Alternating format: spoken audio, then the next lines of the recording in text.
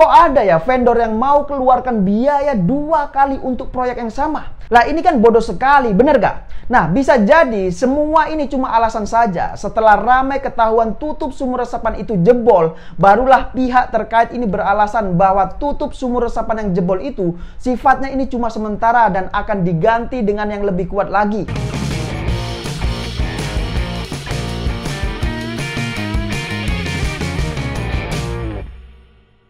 Ya, jumpa lagi dengan saya Isu Mamat.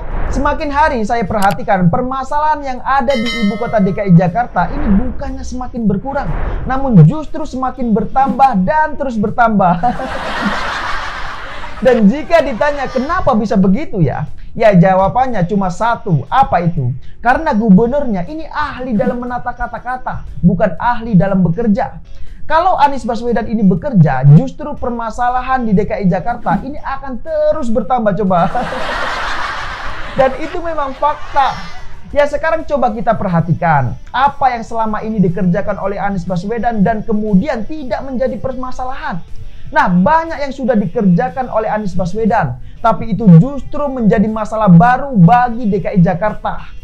Nah, mulai dari permasalahan kemacetan, kemudian permasalahan banjir, kelebihan bayar, korupsi rumah DP 0 rupiah, kemudian kasus Formula E, dan yang tak kalah ramai juga adalah masalah pembangunan sumur-sumur resapan yang kini ternyata semua itu banyak yang mulai rusak coba. Nah, hal ini kan parah sekali, bener gak? Masa ya sumur resapan ini yang baru dibangun tapi sudah pada rusak coba. Bahkan kemarin saya sempat berdebat soal sumur resapan yang dibangun oleh Pemprov DKI Jakarta dengan salah satu tim gubernur untuk percepatan pembangunan atau TGUPP DKI Jakarta. Nah, jadi ceritanya itu begini. Awalnya saya mengkritisi tutup sumur resapan yang jebol di Jalan Intan, Cilandak Barat, Jakarta Selatan. Padahal diketahui pembangunan sumur resapan tersebut belum lama dilakukan oleh Pemprov DKI Jakarta. Nah, melalui Twitter pribadi, saya mengkritisi kualitas dan manfaat sumur resapan tersebut. Dilihat dari besinya, ini besi ukuran 8 mili. Sangat berbahaya untuk ukuran penutup sumur di jalanan aspal. Tapi memang ini proyek untuk menyerap anggaran, bukan untuk menyerap air hujan. Dari sisi material, konstruksi dan manfaat tak berguna sama sekali. Justru membahayakan. Begitu cuitan saya melalui Twitter. Nah, tweet saya itu pun ramai ditanggapi oleh netizen lainnya. Kemudian ada salah satu tim TGUPP Anies Baswedan yang juga ikut menanggapi. Tweet saya yang ramai itu di screenshot dan kemudian dibantah oleh dia begini. Katanya sumur resapan cepat rusak. Anies disalahkan memboroskan anggaran. Faktanya tidak. Sumur resapan masih fase pengerjaan dan dalam tanggung jawab vendor. Tak ada pemborosan. Dinas Sumber Daya Air Jakarta telah menyuruh vendor membuat tutup sementara yang lebih kuat.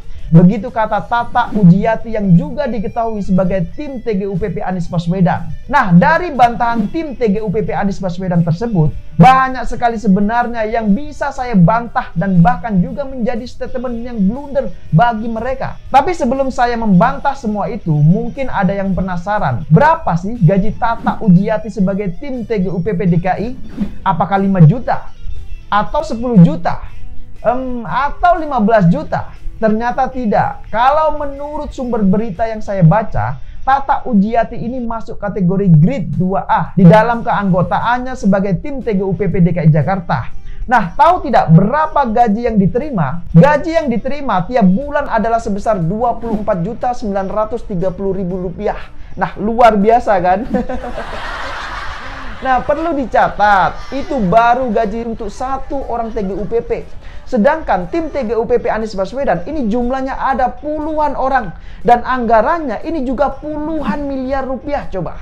Untuk sumber dananya sendiri ini diambil dari APBD DKI Jakarta. Bukan dari dana operasional Gubernur DKI Jakarta seperti di era Ahok dan di era Jokowi. Nah, jadi dengan pendapatan tim TGUPP per bulan yang puluhan juta, ya wajarlah jika teriakannya ini sangat kencang sekali, benar gak? Pokoknya bagi mereka salah benar yang penting mereka ini teriak dulu yang kencang. Urusan salah atau benar ya itu belakangan. Nah, sekarang coba perhatikan bantahan Tata Ujiati sekali lagi. Dia membantah bahwa sumur resapan yang saya kritik di daerah Cilandak Barat itu tidak cepat rusak. Padahal itu kan jelas-jelas baru saja dibangun, tapi tutupnya sudah jebol coba. Makanya tutupnya itu diganti dengan tutup yang baru. Lah kalau yang begitu katanya tidak cepat rusak, terus apa coba? Kemudian dia juga membantah, katanya pembangunan sumur resapan itu tidak ada pemborosan anggaran. Apa benar itu tidak ada pemborosan anggaran? Terus kenapa saat saya tantang untuk buka-bukaan berapa biaya per titik sumur resapan, dia tidak bisa menjawab? Nah, malah ngelesnya, nggak perlu ditantang-tantang begitu. Anggaran Pemprov DKI kan sudah terbuka, begitu katanya. Lah emang terbuka apanya? Sejak Anies Baswedan ini menjabat sebagai Gubernur DKI Jakarta, ini semuanya, ini serba tertutup. Jangankan soal anggaran, lawang jendela di balai kota saja, ini ditutup sama gorden coba. Ya, tapi soal sumur resapan ini banyak yang mengatakan untuk membuat satu titik sumur resapan biayanya ini diduga mencapai 80 juta rupiah. Lah ini kalau benar, apa bukan pemborosan? Masa biaya 80 juta baru beberapa hari saja ini sudah jebol coba. Jadi jangan salahkan jika kemudian ada yang curiga bahwa memang proyek sumur resapan itu hanya untuk menyerap anggaran, bukan untuk menyerap air hujan. Benar gak? Ya benar lah, masa enggak? Nah, setelah banyak yang mengatakan harga proyek sumur resapan itu per titiknya 80 juta, saya kemudian iseng-iseng mengecek harga sumur resapan di online. Ternyata harganya ini sangat murah, cuma sekitar 275.000 sampai 300.000 rupiah per base. Kalau mau sama pasangnya hanya sekitar 3 sampai 5 juta rupiah untuk kedalaman 3 meter. Jadi kalau benar yang di DKI Jakarta sampai 80 juta rupiah, apa itu bukan pemborosan? Nah, pertanyaannya, kenapa bisa semahal itu anggaran Pemprov DKI Jakarta untuk bikin sumur resapan? Padahal dilihat dari kualitasnya juga ini sangat jelek banget. Malah ada yang kayak begini coba. Kalau yang begini ini namanya sih bukan sumur resapan, tapi sumur yang tidak bisa meresap. Nah, kemudian tim TGUPP Anies Baswedan tersebut juga mengatakan bahwa pihak Dinas Sumber Air DKI Jakarta ini telah menyuruh pihak vendor membuat tutup sumur sementara yang lebih kuat. Tolong dicatat sekali lagi, dikatakan oleh Tata Ujiati bahwa pihak Dinas Sumber Air DKI Jakarta telah menyuruh vendor untuk membuat tutup sumur sementara yang lebih kuat. Lah ini kan juga semakin lucu kalau menurut saya. Sebelumnya pihak Dinas Sumber Daya Air DKI Jakarta ini beralasan bahwa tutup sumur resapan yang di Cilandak Barat tersebut ini rusak karena memang tutup yang dibikin ini bersifat sementara. Lah kok tim TGUPP Anies Baswedan mengatakan tutup sementara yang rusak itu mau diganti lagi dengan tutup sementara yang lebih kuat coba. Jadi tutup sementara diganti dengan tutup sementara lagi, begitu. Lah ini gimana ceritanya coba? Nah pertanyaannya, mau sampai kapan tutup sumur resapan yang rusak itu terus diganti dengan tutup sementara? Kalau saya baca antara keterangan pihak Dinas SDA DKI Jakarta dengan keterangan dari tim TGUPP Anies Baswedan, ini kok sama sekali bertolak belakang ya, alias gak nyambung ya. Padahal kalau saya baca alasan dari pihak Dinas SDA DKI Jakarta, tutup sumur yang rusak itu sifatnya sementara dan akan diganti dengan penutup jenis heavy duty atau beban berat untuk menjamin keamanan pengguna jalan. Jadi bukan diganti lagi dengan tutup sementara seperti yang dikatakan oleh Tata Ujiati dalam tweetnya. Lah emang mau sampai kapan diganti dengan tutup sementara coba? Apakah sampai lebaran kuda? Ya ini sekedar info saja. Target Pemprov DKI Jakarta tahun 2021 ini akan membangun 22.292 titik sumur resapan. Kemudian pada tahun 2022 nanti Pemprov DKI Jakarta akan menargetkan membangun atau membuat 300.000 titik sumur resapan. Terus pertanyaan saya, apakah semua tutup sumur resapan itu sifatnya sementara? Ya tapi memang sepertinya dalam proyek sumur resapan ini banyak sekali kejanggalan yang ditutupi.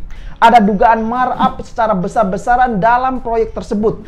Kalau memang pihak Dinas SDA DKI Jakarta beralasan bahwa tutup sumur resapan itu rusak karena sifatnya cuma sementara, terus pertanyaan saya, kok ada ya vendor yang mau keluarkan biaya 2 kali untuk proyek yang sama? Lah ini kan bodoh sekali, bener gak? Nah, bisa jadi semua ini cuma alasan saja. Setelah ramai ketahuan tutup sumur resapan itu jebol, barulah pihak terkait ini beralasan bahwa tutup sumur resapan yang jebol itu sifatnya ini cuma sementara dan akan diganti dengan yang lebih kuat lagi. Jadi kalau menurut saya ya, semua alasan itu dibuat karena mereka ini memang sedang panik.